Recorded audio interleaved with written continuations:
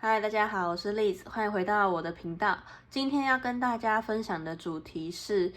祖先在心中是怎么看待你的，然后想要跟你说的话。因为现在台湾就是要到清明节了，所以会有蛮多人去扫墓的。那我们就来看一下这些祖先是怎么样看待你的，然后又想要跟你说些什么话呢？那选项的话由左至右，分别是第一组、第二组跟第三组。还没有选好的朋友可以先按暂停，选好的朋友我们就从左边第一组来开始解牌咯。组的朋友们你们好，你们选到的是这张城堡。那祖先在眼中他看待你的话，他会觉得你就像这个城堡一样坚固，然后外表是华丽的。那可能你平常呢会打扮自己，很注重自己的妆容。在这个物质世界上呢，如果是城堡的话，代表说你是有很坚固跟稳固的那样子的感觉，所以你可能在社会地位上会有自己的一块领地，就是你自己在工作上会有一块自己的一片天这样子的感觉，对。所以这边的话，他会觉得你是一个蛮可靠的人，然后本身你在看待事情的时候也是比较实际的，就是你会希望说，这件事情要怎么做，然后怎么发展之类的。那这边的话，它这边有黑黑的刺，从这个中心往外扩，就代表说你的内心其实是很善解人意，然后喜欢一些漂亮跟美好的事物。你本身就像花朵一样，但这边的话有很多这个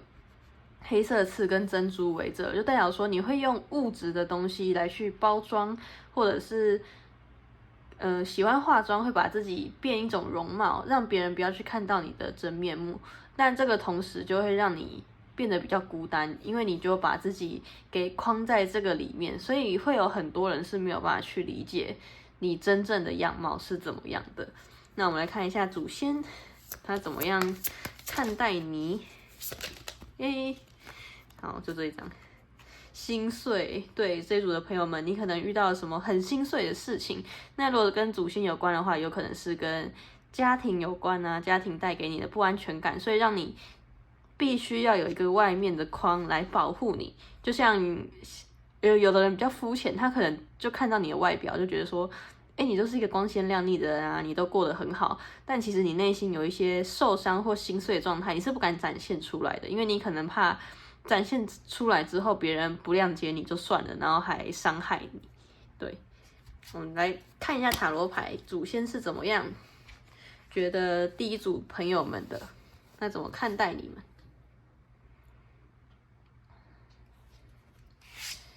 好，战车牌逆位，隐者牌正位，再一张哦。好，圣杯一逆位，这组的朋友们呢，祖先会觉得你是一个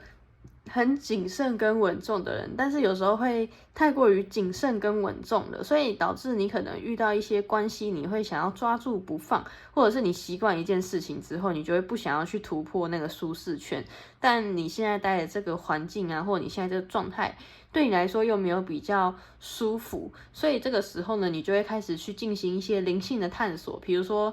听听塔罗牌啊，或者是去占卜、紫微斗数、看书等等，就是你希望去透过自己的研读跟自己的研究，去可以更了解你自己。那我觉得在先祖眼中呢，他也会觉得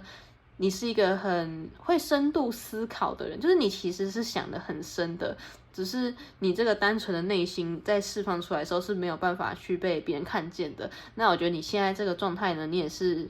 圣杯一的状态，可能遇到情感啊，你都会先拒绝，因为你会觉得自己好像还没有准备好要往前，所以你才在这个研读的阶段。然后你会把一些关于过去比较心碎或者是不堪回想的事情，去慢慢的疗愈跟把它放手，就是不会再让它待在你内心的这个瓶子里面，因为你可能已经准备好要装其他新的东西的了。那在组的朋友们呢，你们的星座有可能是巨蟹座或者是处女座，就是比较纤细敏感，然后比较谨慎跟细心的类型。对，那我来抽一下，先组想要对你们说什么？给第一组的朋友们，好，钱币二正位，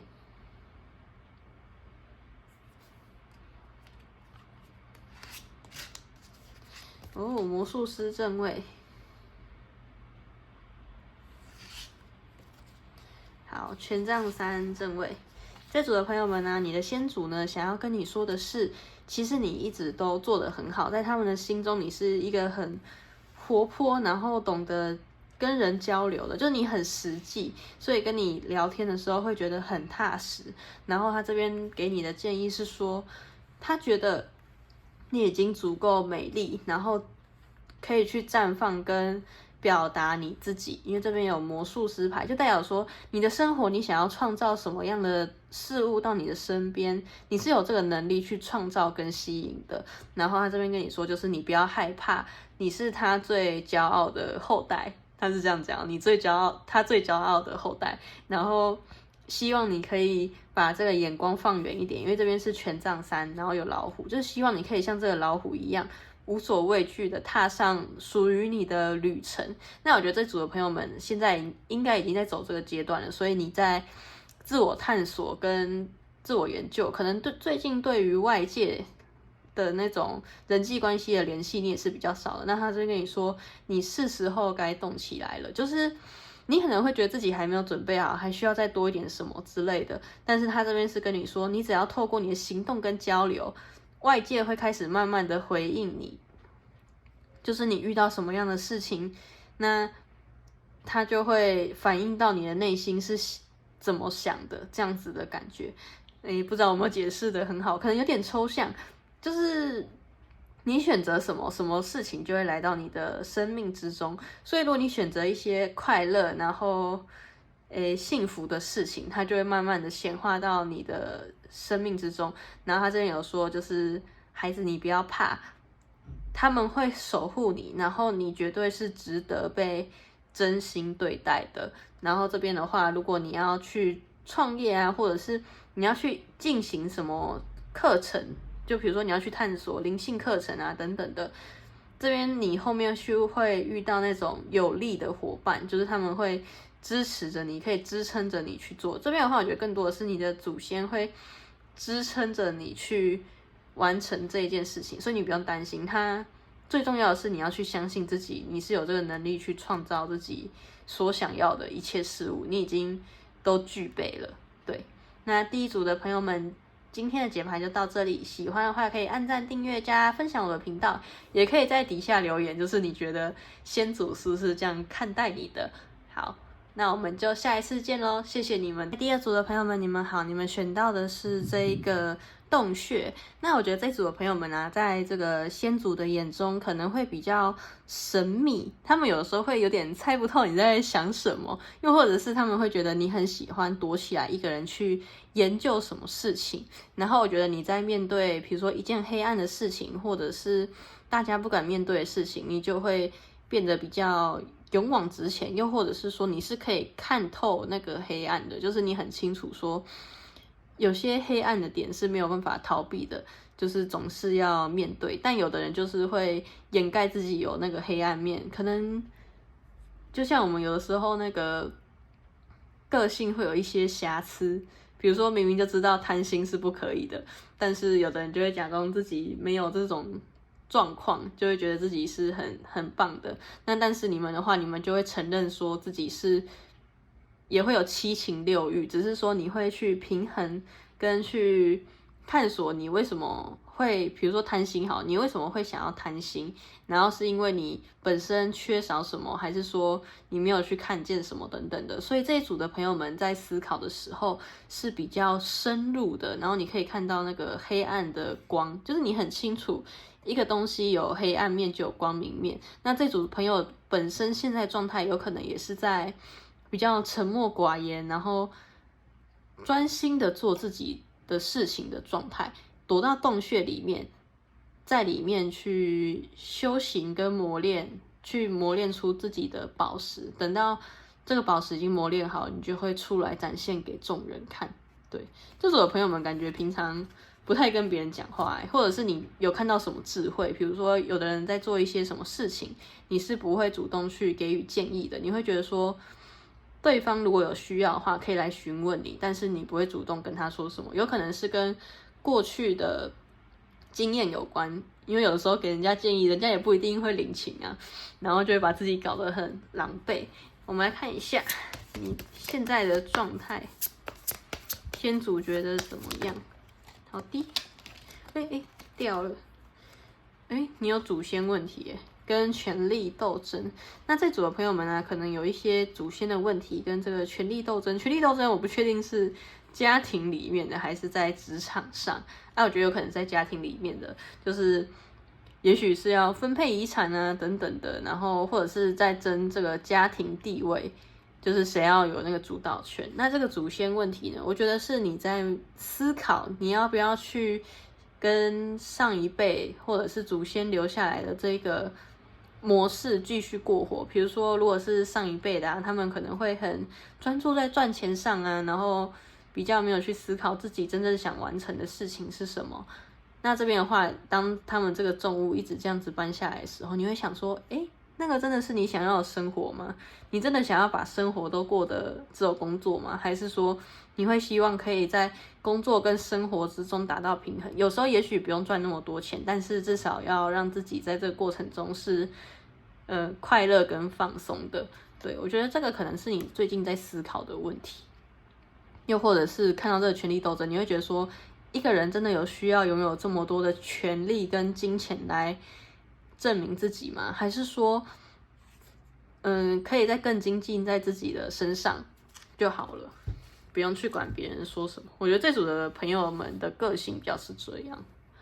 那我们来看一下，他觉得你是怎么样的人，他们心里觉得你是什么样的人。然后钱币骑士逆位。钱币十正位，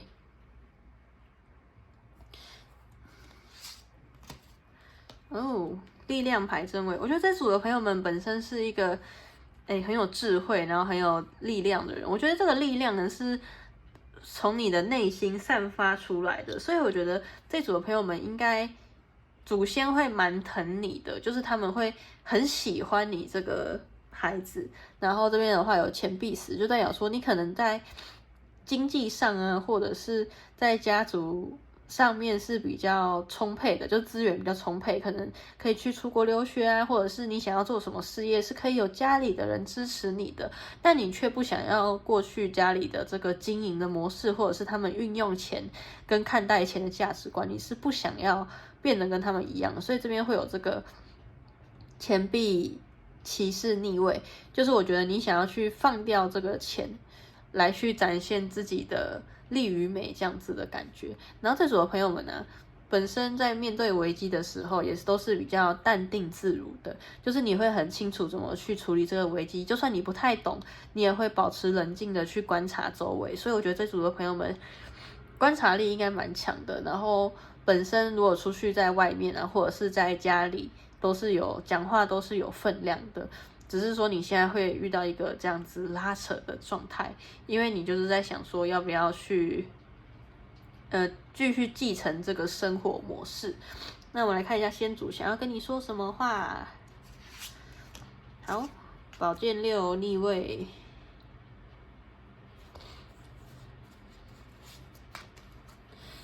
权杖四逆位。怎么那么多张？好，就这样。死神牌正位，钱币四逆位，跟权杖一逆位。这组的朋友们呢，我觉得你们要做一个很不一样的新的开始。就是这边的话，它有宝剑六逆位，它的意思是说，你的这个家族的状况啊，有的时候你想要离开，你也不见得是可以离开的。有的时候离开了，那个问题还是在，所以你解决方法最快解决方法就是去穿越它。那这边还有权杖四逆位跟这个死神牌正位，它接在后面，我觉得是说你可以去重新定义在你心中的这个家应该是怎么样的，因为你可能会对于过去那个家有一个模式嘛，你会被定义，但他这边跟你说的是你其实是可以更自由跟更轻松的去定义你对于家是怎么看待，然后你是怎么样去统整这个家应该要往哪个方向发展的。我觉得不是说轻松，应该是说更轻盈的去看待这一件事情。就有的时候，可能我们身在局中会有点压力跟无助，所以没有办法去更轻松的看待。我觉得这边是要打破旧的体制，就如果你觉得不喜欢的、不适合的，要去把它放掉。这边有钱币4逆位，不要去固守着那些明明你已经知道就是不需要再存在的制度或者是一些观念，就慢慢的去把它放掉，去建立一个全新的制度，这样子的感觉。对，你可能会觉得这样听起来压力很大，但我觉得可以先从自己改变。如果家里的状况啊，就是你没有办法马上改变，那可能可以先去从自己开始，可能自己出来先保持点距离，也许有一段距离，你们的关系就不会这么的僵化。有的时候没有住在一起，反而可以更珍惜对方的存在。就看你怎么想。对，他这边说逃得了一时，逃不了一世，但是我觉得适时的保持距离，也许可以保护到这一组朋友们的状况。喜欢的话可以按赞、订阅、加分享我的频道。今天的解牌就到这边，也可以在底下留言，就是你觉得先组是不是这样子看待你的？那我们就下一次见咯，谢谢第2组的朋友们，拜拜。第3组的朋友们，你们好，你们选到的是这一张牌卡。那这张牌卡的话，它本身就是有裂缝、裂痕的意思，就像我们踏在冰上如履薄冰的这样子的感觉。然后呢，先祖他会觉得你是一个如履薄冰的人，应该是说你可能很常在那种危险边缘做事，你可能好奇心很强，什么都会想要去尝试看看，然后本身是比较乐观开朗的，但是当你这种个性真的遇到危机的时候，你也是会害怕跟受伤的。这边的话，还有一部分的解说是，你本身身上是有一些裂痕，你可能会想要藏起来不让人家看见。但这边的话，他是跟你说，这些裂痕都是帮助你绽放，然后你的生命会因为有了这些裂痕，是更加的立体跟有故事性，就是更像一个人啦，然后是美丽的，因为你有这些裂痕，你才有办法去修复你自己，从中学习，让自己变得更加强大。所以他这边跟你说，你不要去自卑或者是害怕这些裂痕，他们都是命运带给你的礼物。好，我们来看一下，那觉得你是一个怎么样的人？好的，顺流。蛮不错的，这一组的朋友们的确是蛮随遇而安的。好，成功，这组的朋友们呢，做什么都很容易成功，就不知道你有没有这样觉得？很容易成功，有可能是因为你都蛮顺流的，就是就算你遇到逆境啊，你也不会想说要去逃跑，你可能会害怕，但是你不会想要去逃跑，你会觉得说这个背后一定有给你带来什么样的意义跟礼物。那大家要看到你很勇敢去面对的时候呢，他们就会来帮助你。所以你在做什么东西都很容易成功，因为你敢跨出去那一步，这样子的感觉。应该说你敢顺着流走啦，因为有的人会去抗拒自己的使命啊，跟自己需要去完成的事情，可能会有拖延等等的。但这一组的朋友们呢，是比较这个积极乐观的，如果状态好的话。对，你们也会有难过的时候，所以这边的话，底牌有隐藏自我，因为你可能会觉得说，你就顺着这个社会的流动去走就好了。所以这组的朋友们应该会蛮了解这个社会是怎么运行的，然后要怎么在这个社会上取得成功，但那个不一定是真实的你自己，你也有可能在这个过程中会受到一些伤害。对，那我来看一下。祖先觉得你是个怎么样的人？好的，太阳牌逆位，看来是没有想象中这么乐观。但是如果正常来讲，你们是乐观的。好，等我一下哦。好，钱币侍者正位。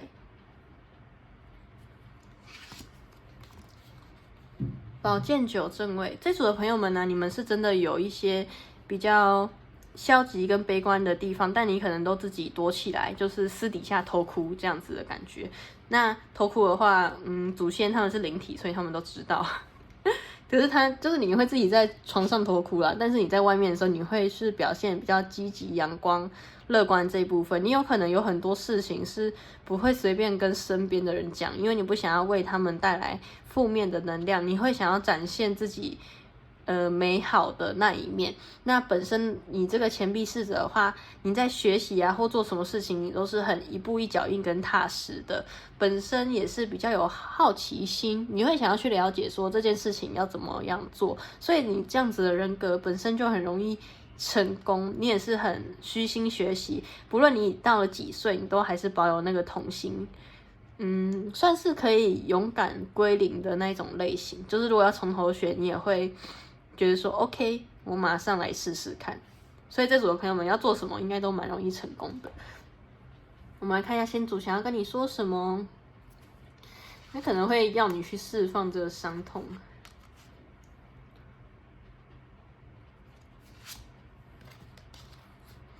宝剑皇后逆位，权杖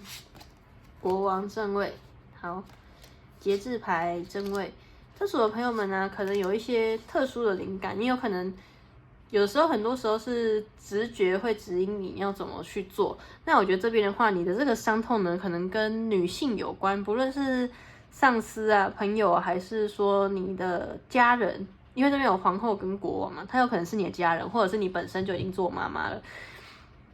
这个如果是套入在别人身上的话，就代表说有人可能对你讲话是很苛刻的，就不论你怎么做，他都会有哪里挑你不好，然后或者是你这个裂痕有没有，他就会觉得说挑你不好什么的，你就觉得很受伤。那如果这个国王是带入在父亲的话，就是代表说他是会鼓励你跟去指引你要往哪个方向走，他是比较偏向热情的部分。这边的话，你可能要去跟自己内心去交流，然后去了解他们。可是我觉得更多的是，你可能对自己讲话也是蛮苛刻的，就是当你有一个做不好啊或怎么样，你会想办法去修正跟修改，但是你会对自己讲一些不太好听的话，然后让自己很受伤。虽然说那些不太好听的话可能会化成你的动力，但是这种比较负面的动力久了会让你受伤。所以我觉得这边更多的是你要去学会欣赏你自己身上的这个裂痕，去让自己疗愈。所以我觉得你更多的是你要多跟你的内心的直觉去交流，你就可以去摆脱这个伤痛，不然那个伤痛会一直卡在你的心中出不来。对，所以我觉得这边很多可能是真的跟母亲有关的，或者是婆媳问题也是有可能。所以这边的话，祖先在跟你说，你要去肯定你自己的价值，不要去一直否定你自己，去看见自己美好的地方。然后像这个裂痕呢，如果是在日本，他们做那种陶器的时候，他们会上那种金色的，因为他们觉得说那个是荣耀的象征。对，所以这边的话，你不要去排斥自己的伤痕，去多多的了解跟自己内心的伤口交流，因为很多时候有些伤是只有自己才有办法去治愈自己的。对，那谢谢第三组朋友的收听，想知道更多可以找我做个人占卜，也可以在底下跟我分享，就是你觉得祖先是不是这样看待你的。好，然后谢谢你们的收听，我们就下一次见咯，拜拜。